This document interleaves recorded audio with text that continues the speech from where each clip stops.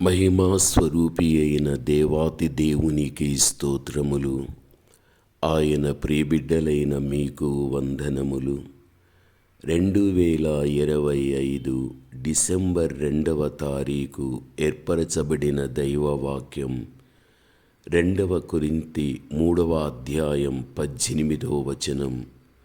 మనమందరమును ముసుకులేని ముఖముతో ప్రభువు యొక్క మహిమను అద్దము వలె ప్రతిఫలింపచేయుచు మహిమ నుండి అధిక మహిమ పొందుచు ప్రభువగు ఆత్మచేత ఆ పోలికగానే మార్చబడుచు ఉన్నాము. గమనించాలి, మహిమ నుండి అధిక మహిమను మనము పొందుకోవాలి. అది మన ఎడల దేవుని నిత్య ఉద్దేశముగా ఉంటున్నది. ఆయన రాకడలో మహిమ నుండి అధిక మహిమను పొందుచు మనము రూపాంతరము చెందువారుగా ఉండాలి. ప్రభువుగా ఆత్మచేత మార్చబడు ఆ దినము వైపు మనము కనిపెట్టినటువంటి వారుగా మనము ఉండాలని దేవుని యొక్క వాక్యం మనకు తెలియపరుస్తూ ఉంటున్నది. ఇక్కడ మనం గమనించవలసిన ఒక విషయం, నిర్గమకాండం 16వ అధ్యాయం 10లో చూడగలిగితే, అహరోను ఇశ్రాయేలీయుల సర్వ సమాజముతో మాట్లాడుచుండగా వారు అరణ్యం వైపు చూచిరి. అప్పుడు యెహోవా మహిమ ఆ మేఘములో వారికి కనబడెను. మొట్టమొదటగా దేవుడు పరలోకము నుండి తన మహిమను మేఘముల మీద కనుపరచగలిగాడు. ఆదాము హవ్వలు కోల్పోయిన మహిమ యొక్క ప్రతిబింబం మేఘముల మీద వచ్చినప్పుడు అరణ్య యాత్రలో నుండిన ఇశ్రాయేలులందరూ తొలిసారిగా ఆ మహిమను చూడగలిగారు. ఆకాశములు దేవుని మహిమను వివరించుచున్నది, అంతరిక్షం ఆయన చేతి పనిని ప్రచురపరుచున్నది అని పరిశుద్ధ గ్రంథంలో మనకు చెప్పబడి ఉంటున్నది. దేవుని మహిమను చూచు నిమిత్తం దేవుని ప్రజలు ఐగుప్తు నుండి బయటికి రావలసి ఉండగలిగాది. వారు పస్కా గొర్రెపిల్ల రక్తము ఇంటి ద్వారబంధముల మీద పుయుట ద్వారా విడిపించబడగలిగారు. ఎర్ర సముద్రమును దాటగలిగారు. వారు అరణ్యములో దేవుని కూడా ఉండిన సందర్భము మేఘములో మహిమ ప్రత్యక్షమయ్య కాగలిగాది. నిజమే, వెనుకటి యొక్క చరిత్రలో ఇశ్రాయేలుల పట్ల ఏదైతే జరగగలిగాదో నేటి కాలములో క్రైస్తవ సమాజములో కూడా లోకమనే ఐగుప్తిని విడిచిపెట్టి రావాలి. దేవుని గొర్రెపిల్లయగు క్రీస్తు రక్తములో కడగబడాలి. ఎర్ర సముద్రముగు బాప్తిస అనుభవం గుండా దాటి దేవునితో నుండి అరణ్య అనుభవంలోనికి వచ్చినప్పుడే దేవుని మహిమను కూడా మనము చూడగలము.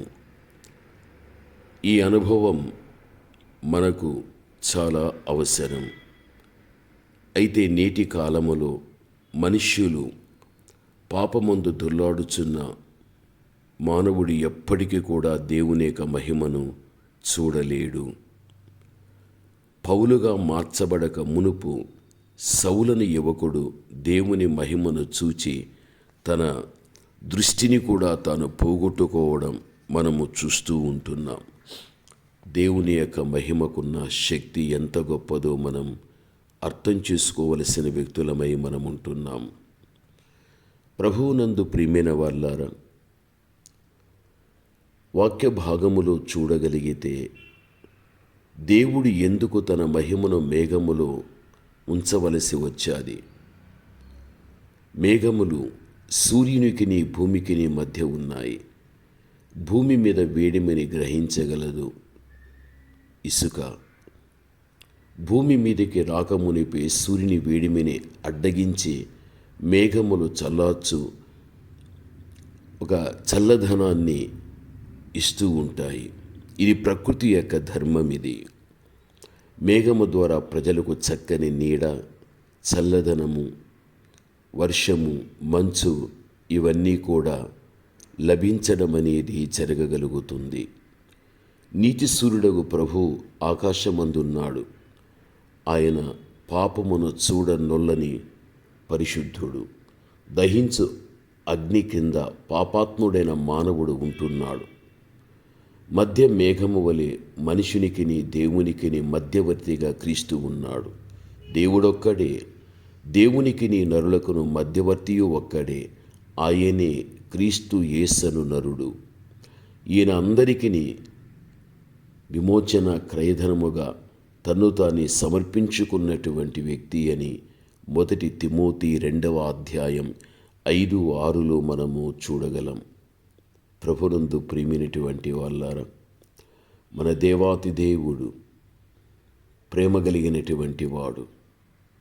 పాపము చేసినటువంటి మానవుని మీద దేవుని యొక్క ఉగ్రత ఉన్నప్పుడు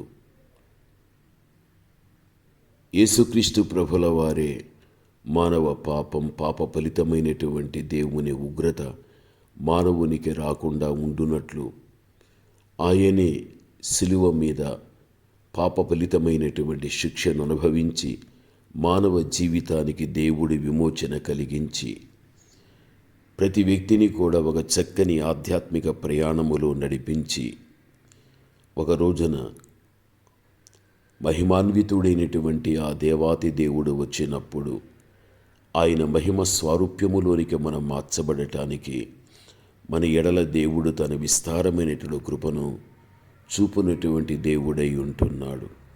నీవు దేవుని కుమార్తెవు, నువ్వు దేవుని కుమారుడవు.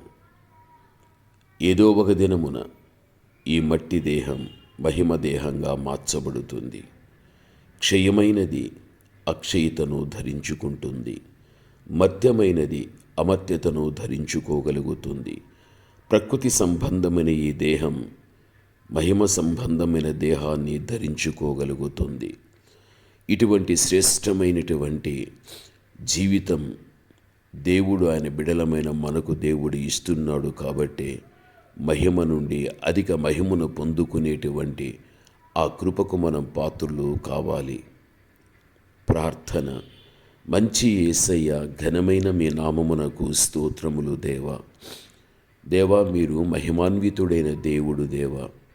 మీకున్న మహిమకు తండ్రి సమమైన మహిమలోనికి మమ్మను మార్చుకోవటానికి తండ్రి ఈ భూమి మీద ఒక పరిశుద్ధమైన జీవితం జీవించాలని, పరిపూర్ణమైనటువంటి నా తండ్రి ఆత్మీయతలో సాగాలని, దేవా మీకు అసహ్యకరమైనటువంటి పాపాన్ని పరిత్యజించి బ్రతకాలని దేవా విలువైన మీ మాటలు మనకు అందించి భవిష్యత్తు యొక్క దీవెన పొందుకోవటానికి కృపను మా ఎడల చూపుచున్నందుకు మీకు స్తోత్రములు. యేసు నామములో ప్రార్థిస్తున్నాము తండ్రి. ఆమేన్.